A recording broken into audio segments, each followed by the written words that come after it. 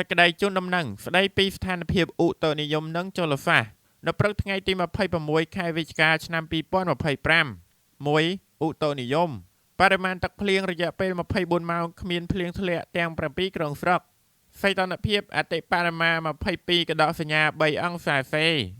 សីតុណ្ហភាពអបបរមា31កដកសញ្ញា9អង្សាសេ2ចលសាស្ត្រនៅម៉ោង7ព្រឹកថ្ងៃទី26ខែវិច្ឆិកាឆ្នាំ2025កម្ពស់ទឹកទន្លេមេគង្គនៅក្តារម៉ែត្រក្រួយឆ្មារកម្ពស់ទឹកថ្ងៃនេះ4ម៉ែត្រ5មីលីម៉ែត្រធៀបព្រឹកថ្ងៃម្សិលមិញទឹកស្រក12សង់ទីម៉ែត្រកម្ពស់ទឹកប្រកាសឲ្យមានការប្រុងប្រយ័ត្ន11ម៉ែត្រ20សង់ទីម៉ែត្រ2កម្ពស់ទឹកទន្លេមេគង្គនៅស្ថានីយ៍កំពង់ចាមទឹកមានកម្ពស់8ម៉ែត្រ8មីលីម៉ែត្រ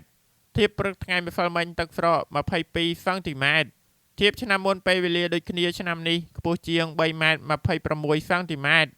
កម្ពស់ទឹកប្រកាសឲ្យមានការប្រុងប្រយ័ត្ន15ម៉ែត្រ20សង់ទីម៉ែត្រ